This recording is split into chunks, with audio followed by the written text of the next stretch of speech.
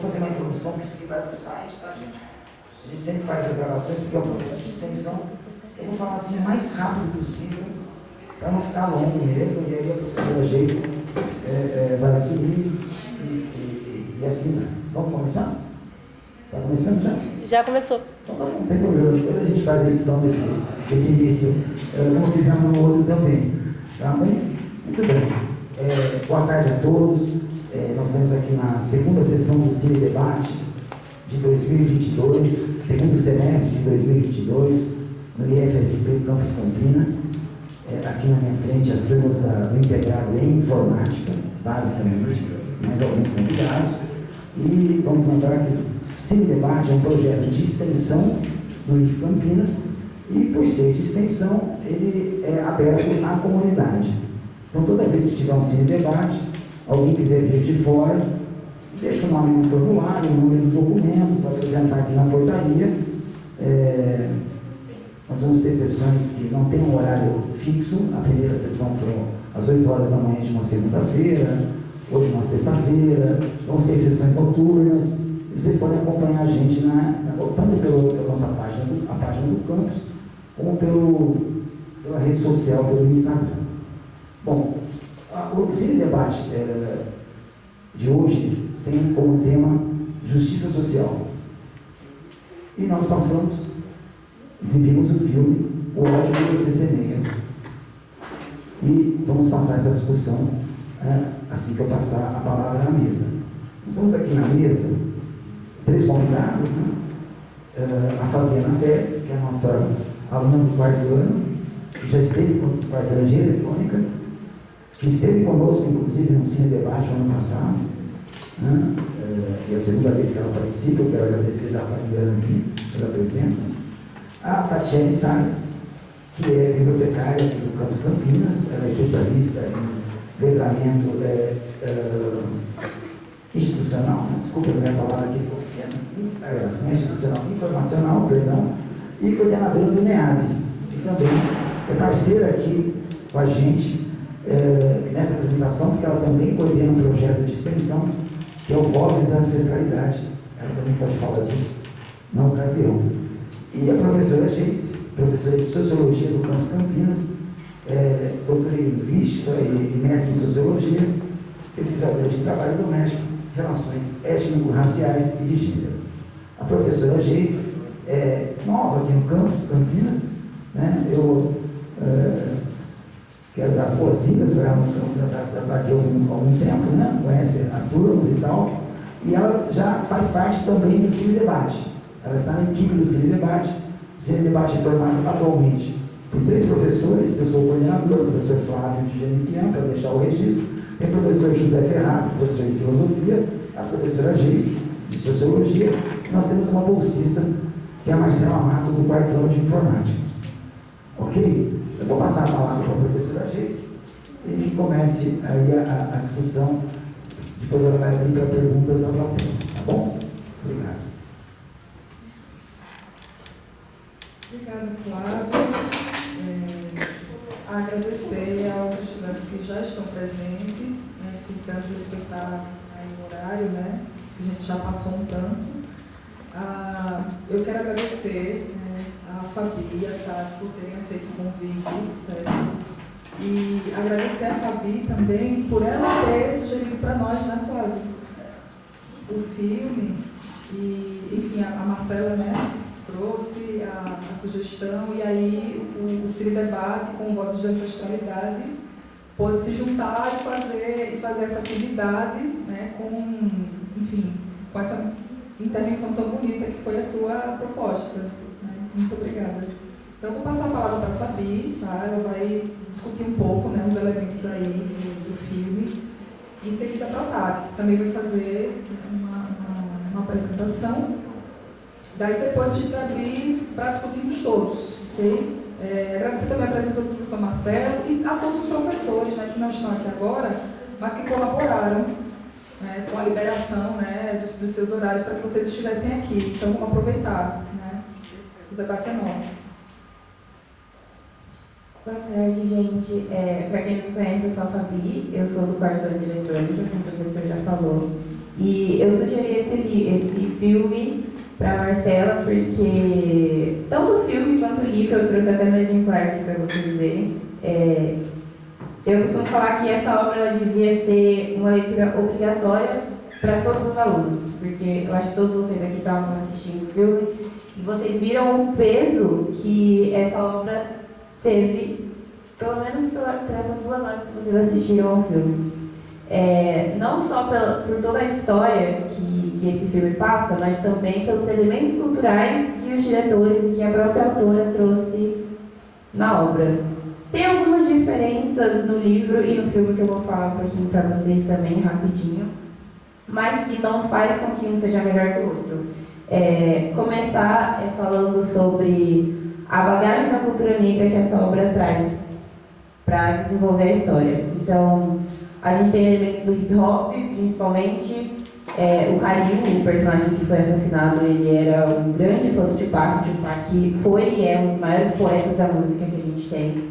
Inclusive, eu trouxe até aqui um trecho da primeira música que tocou, quando ele entrou no carro junto com a Star, que é um trecho que, se vocês prestarem bem atenção na letra, no dia que vocês quiserem ouvir essa música, ela se chama Only God Can Judge Me.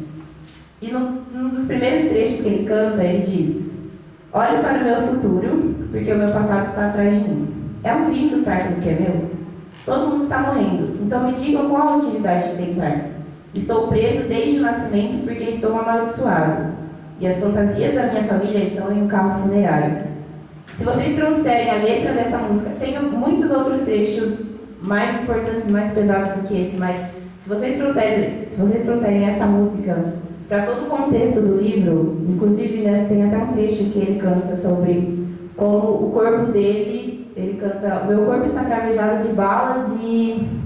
eu não lembro o resto da tradução da música, mas ele canta sobre o corpo dele cravejado de balas, metaforicamente. E vocês viram que o Khalil foi assassinado com 3 balas no peito. Inclusive, o Tupac morreu com o peito cravejado de balas. E não só isso, mas não só falando sobre o Tupac, mas aí vários outros elementos que a autora traz nessa história, como os Jordans. A Star é muito apaixonada por tênis e você percebe isso na história também, que ela tem uma coleção de Jordans no quarto dela. No livro tem uma pequena diferença que acho que vocês sacaram um pouco, mas ela e os amigos dela eram muito fãs de Harry Potter no filme. No livro, ela e o namorado dela, o Chris, que era o namorado branco, eram muito fãs de Um Maluco no Pedaço. Então aqui no livro a gente tem uma carga ainda maior da cultura negra, principalmente estadunidense, na história da Star. E outra coisa também, esse filme é de 2018, e eu queria saber se vocês perceberam alguma semelhança com alguma história, com alguma notícia que aconteceu nos anos seguintes, 2020. Chuta. Black Lives Matter. Sim, Black Lives Matter, do George Floyd. Se vocês trouxerem o que vocês viram na tela do filme hoje e lembrarem do que aconteceu, de todas as notícias que tiveram sobre a morte do George Floyd, é a mesma coisa. A mesma coisa. Tanto a fala que eles têm no filme, que é mãos ao alto, não atirem, que eles cantaram isso em todas as passeatas. O movimento Black Lives Matter, que não é um movimento novo, mas ele foi... como é que eu posso falar? Ele foi alavancado? Sim. Ele cresceu, ele teve uma visibilidade maior a partir da morte do George Floyd. Mas isso não aconteceu só nos Estados Unidos. Aqui no Brasil a gente também tem muitas histórias parecidas com essa. No filme o Khalil morreu porque ele... Nossa, não tô nada. No filme o Khalil morreu porque ele teve a escova de cabelo confundida com uma arma.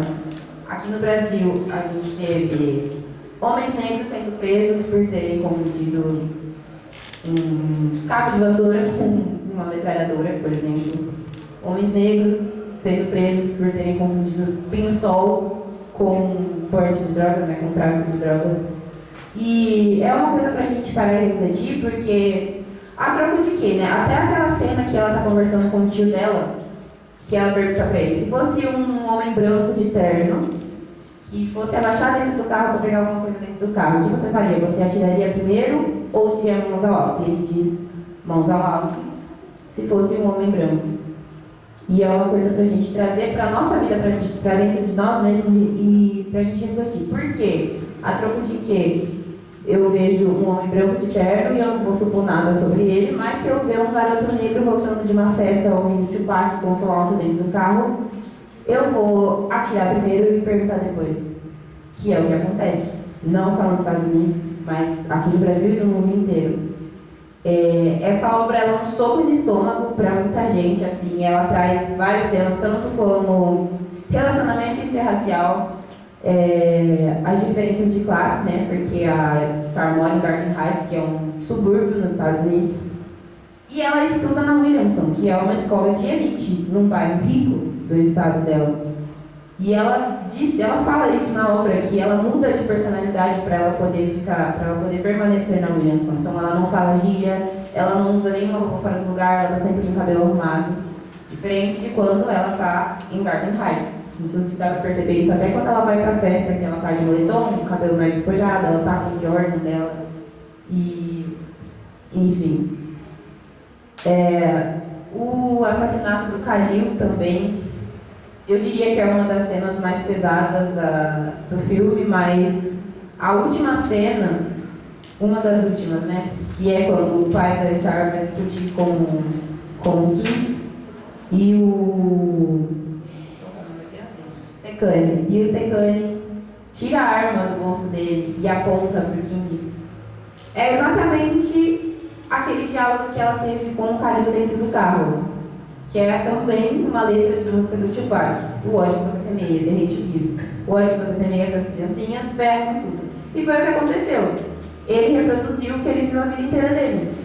Que foram as pessoas reagindo com violência, com armas e com ameaças a qualquer tipo de situação.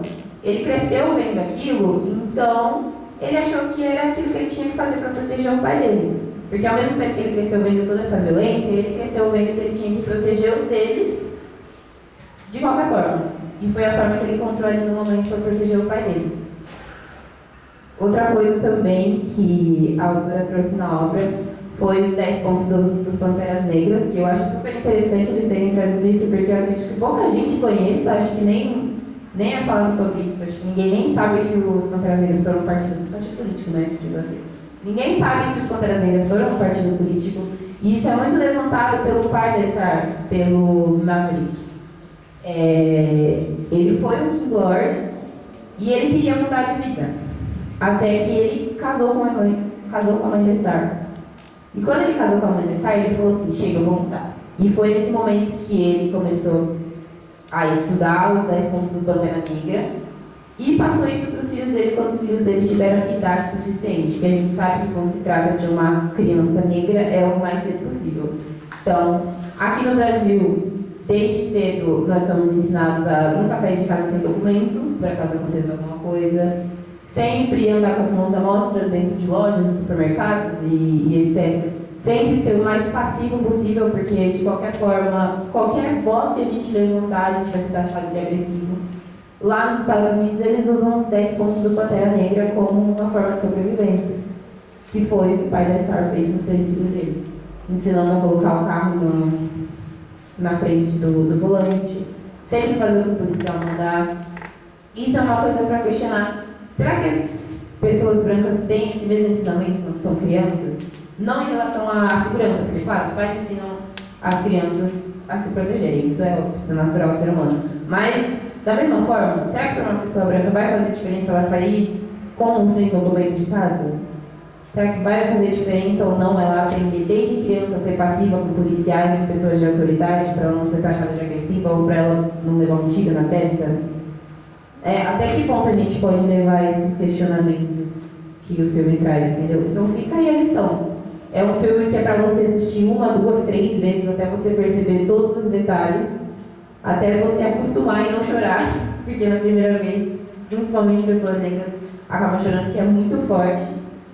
E o livro também, ele traz alguns elementos a mais que não foram abordados no filme. Tem um personagem que ele chama Devante, que ele é responsável por todo um arco da história. A cena que o Seven irmão da Star, apanha do tio, apanha do King, não é ele que apanha no livro, é o Devante.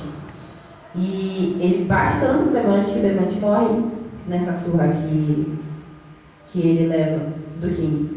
E o Devante também era amigo da Star, ou seja, no livro ela perdeu não uma, não duas, né? Que no filme aqui vocês viram que morreu a amiga dela criança, a Natasha, e o Khalil adolescente. No livro ela perde a Natasha, o Khalil e o Devante, no intervalo assim de 16 anos. O relacionamento dela com o Chris também é muito mais abordado aqui no livro, porque dá pra perceber isso quanto relacionamentos interraciais são tratados pela sociedade. É uma forma diferente. E a forma como o pai dela reagiu vendo o Chris pela primeira vez no filme, apesar de ter sido bem cômica, é uma coisa que acontece em famílias negras. Pode acontecer. Algumas não, mas acontece. E por quê? Né? Inclusive, até o Chris tem isso na cabeça dele, quando a Star senta com ele dentro do carro e ela fala: se você não enxerga a minha negritude, você não me enxerga. E ele diz que enxerga ela. Ele está reconhecendo que ele enxerga a negritude dela, ele enxerga cada luta dela, tanto que no final do filme ele se propõe a ajudar na passeata. E é o que ele faz. Ele vai e protege a melhor amiga dela e a meia-irmã dela. É muito interessante trazer esse debate para a atualidade, porque só nesse filme aí já dá pra gente linkar com, assim, pelo menos 2 ou 3 ações que ocorreram de violência policial, tanto nos Estados Unidos quanto aqui no Brasil, que foram as mesmas reações que as pessoas tiveram, né, em relação à morte de pessoas negras, seja no supermercado, no meio da rua, depois de, sei lá, de sair numa padaria. Por que essas coisas acontecem tão rotineiramente? Inclusive, digo mais, esses casos que a gente vê na televisão, que a gente viu foram casos noticiados, porque o que acontece que não sai na mídia é assim, estrondoso. E o que as autoridades fazem para resolver esse problema, né? É uma questão para a gente levantar, assim.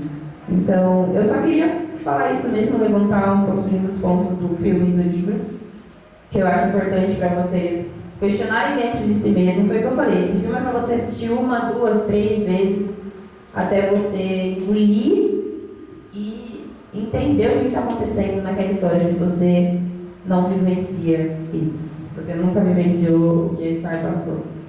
E agora eu vou passar a palavra para a Tati, e é isso.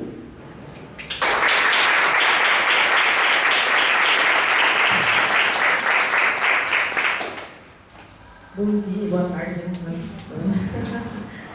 dia, boa tarde para todos e todas. Estão me ouvindo bem? Estão ouvindo baixinho? Então, esse filme eu assisti essa semana. Eu já tinha ouvido falar dele, mas não tinha tido a oportunidade de assistir. E realmente, como a Fabi trouxe, ele traz várias questões que a gente, pessoa negra, vive diariamente, né? A questão, quando começa o filme, ele já começa: olha, quando você sair, os 10 mandamentos, não põe a mão no capô, fica com as mãos para cima, que é uma orientação que sempre a mãe preta tem a preocupação quando ela tem um filho negro. Né? A gente percebe que quando tem as estatísticas, né, falando que as mulheres negras elas têm evitado ter filhos justamente para os filhos não sofrer esse tipo de abordagem, principalmente filhos homens. Porque ela sabe que toda vez que o filho homem sai, ela precisa: olha, se a polícia parar, não corre, não usa capuz. Capuz é um item que não pode pessoas negras usar aqui no Brasil, porque é confundido com bandido, mesmo se está com uma escova ou vários objetos, né, fuzil, né, qualquer objeto suspeito, o homem negro é alvo constante da polícia. Né? Inclusive, eles têm orientação para realmente parar pessoas pardas e negras retintas, né? Que eu falo que o pardo é o negro, né? É só uma forma de dividir a gente, mas o pardo é o negro também.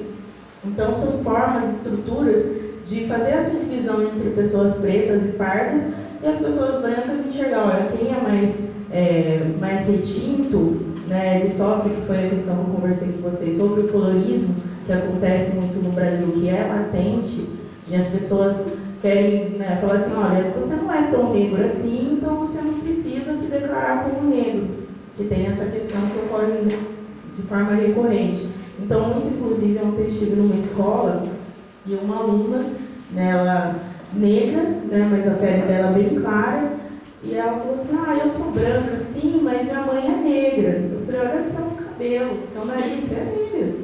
E ela, não, mas meu pai é italiano. Eu falei, mas você é negra.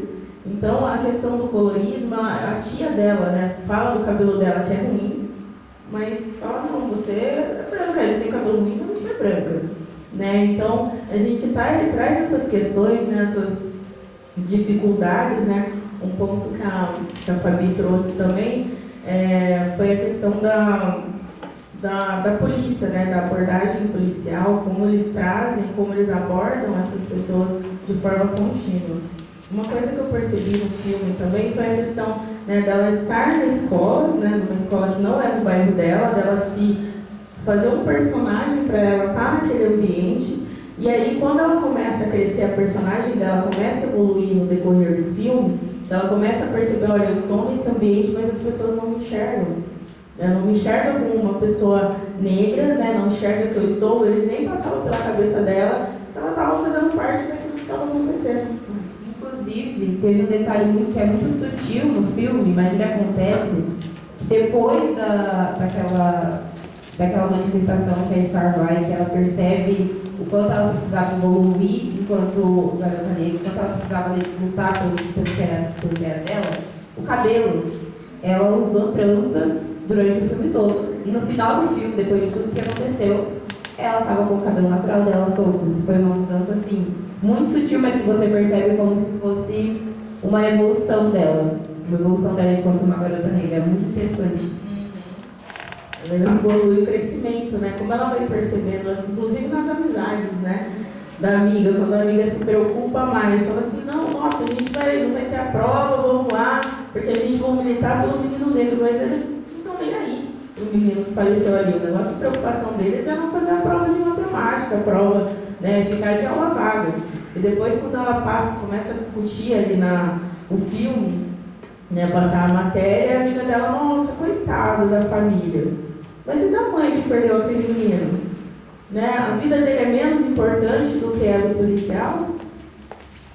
E ela se revolta porque ela está ali pensando, né, em todas as questões, as amigas, não, coitado da família. A família, ela sofre mais do que o menino que foi assassinado. E trago a questão do Miguel também. Né? A gente sempre tem que fazer, a gente assiste esses filmes e a gente tem que fazer a ponte do que acontece aqui no nosso país. Né? Que o Miguel é um menino, né, que foi, né, abandonado ali no elevador pela Sarinha, então a vida dele é menos importante, é uma criança que merecia menos cuidado por ser negro.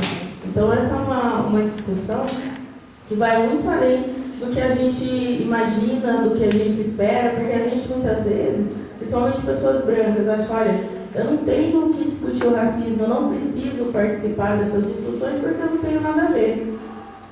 Então eu sempre falo, tem sim, porque o racismo ele não foi criado por nós, pessoas negras, ele foi criado pela branquitude. Porque quem que falou que as pessoas negras são menos inteligentes? Quem que falou que pessoas negras não podem ter as mesmas oportunidades do que pessoas brancas? Porque a gente tem que ficar sempre com os cargos, né, inferiorizados. Né? E um ponto, né, que eu achei interessante lá do pai da Star, dele ter uma loja, né, ele conseguir sair da vida do crime, de ser preso, e ele conseguiu se reerguer, ter uma loja, então ela traz essa discussão também, ó, ele errou tudo, mas ele conseguiu, né, ter um mercado, conseguiu se reerguer, né, ter uma família, criar seus filhos ali, todos de forma correta, estar seguindo o que ele ensinou. Olha, quando a polícia parar, ela até tentou, né, instruir ali o Calil, não fica de mão, não faz isso, não fica assim, né, e o Calil, né, por mais que ele soubesse que tivesse as violências ali no bairro, tudo, ele ainda eu não vou sair do carro, ele ainda questionou muito o policial, tudo que a Esther já tinha sido instruída, ela tentou passar para ele, só que para ele achou que nada ia acontecer. Então, muitas vezes, meninos, né, que moram em favelas, em periferias, às vezes eles pensam, não tem nada a ver. Eu acho que, por exemplo, pessoas que morrem na favela não têm essa percepção, a polícia não vai me matar porque eu estou com guarda-chuva. A polícia não vai me matar porque eu fui ali comprar um pacote de pipoca e vou confundir aquilo com drogas, né? Então, esses meninos, eles não têm essa percepção, eles acreditam que nada vai acontecer com eles, muito diferente do menino branco. Ele pode sair para qualquer lugar, se ele correr a polícia não vai confundir ele com bandido, né? O menino negro ele tem essa percepção, mas a mãe está sempre instruindo. É que nem o pai da Esther, instruindo ela ali, falando, olha, não faz isso, não faz aquilo, e de meninos negros também, mas nem sempre as famílias contam com essa estrutura, né, de ter essa percepção. Tem mães e pais que falam, não, é normal, não existe, né, infelizmente tem essa divisão no movimento negro, de pessoas negras achar, olha, não é porque eu sou negro que eu vou passar por isso. Tem pessoas que passam desapercebido pelo racismo e acham que isso não atravessa elas, né, que acham que essa discussão não pertence a elas só vão perceber essa questão quando atinge diretamente elas. Que nem um caso que é importante a gente falar é a questão do Neymar. O Neymar, muitas vezes, ele sempre se declara branco. Então ele foi descobrir que era negro quando chamaram ele de macaco no estádio. Aí foi perceber que ele era negro. E até então, provavelmente, ele deve ter sofrido abordagens policiais na favela, tudo, mas até então ele era considerado, ele se achava branco. Né? Porque as pessoas têm olho claro, tudo, então, então você não é tão negro assim. Né? Mas infelizmente ele descobriu que ele não era uma pessoa negra de uma maneira já adulto. Né? Enquanto tem pessoas que percebem, né, desde o seu nascimento a gente percebe que é diferente, mas a gente só vai se reconhecer quando é negro realmente quando a gente sofre uma violência. E essas violências elas não escolhem idade, não escolhem momento de acontecer, é só se a gente se manifesta, se a gente se impõe politicamente, quando a gente se manifesta, fala, olha, eu sou pessoa negra, isso está errado, isso é racismo, e as pessoas não falam assim, olha, isso não foi bem assim, você tem certeza? Melhor você observar direito, mas a gente como pessoa negra, a gente sabe realmente quando acontecem situações de racismo e como elas nos afetam, né? Em entradas de lugares, né? Dos lugares que a gente frequenta, né? Mesmo você saindo um pouco da periferia, a gente vai ali no Cambuí, a gente já percebe os olhares das pessoas falando, olha, esse lugar não é para você estar aqui. Então esses olhares eles são recorrentes, mas a gente pensando que nesses lugares que a gente não somos bem aceitos, é nesses lugares que a gente precisa estar. É nesses lugares que as pessoas elas precisam aceitar que todo lugar, a gente pode estar em qualquer lugar, não nos lugares que a sociedade pede e exige que a gente esteja servindo. Né? Então essas percepções, né, que eu tive do filme, né, trazendo todas essas pautas, né, do nosso dia a dia para a gente se reconhecer, né, nesses lugares como pessoas negras e como pessoas brancas, que a luta contra o racismo não é uma luta só nossa, é uma luta da sociedade, né, de trazer essas questões que são constantemente invisibilizadas, que são marginalizadas e trazer essas questões para não tirar debaixo da gente trazer vamos tirar debaixo do tapete. Então o que eu queria falar, né, sobre o filme, né, sobre as minhas percepções, né, eu queria convidar a Laís, que ela assistiu o filme, que ela é bolsista do projeto Vozes da Ancestralidade, e ela chegou falando um pouquinho, posso? E aí eu queria que ela falasse também um pouquinho das percepções dela, né, que ela comentou. Agora eu vou passar um pouquinho para ela falar. Oi, gente, boa tarde. Eu sou bolsista e estou fazendo parte aí com a Tati, com a professora do Vozes da Ancestralidade. E assim, eu estou muito emocionada ainda. Eu acabei de ver o filme antes de vir para cá, porque assim, desde que eu comecei a participar da Bolsa, tenho tido vários gatilhos em relação de ser negra mesmo, de ser aceita na sociedade, coisas sutis que eu não percebia, como aceitar meu cabelo, fazer um corte de cabelo que que eu me agrade. E também as coisas, questões de casa mesmo, de conviver com pessoas preconceituosas. E assim, eu só tenho a agradecer, que eu estou muito emocionada.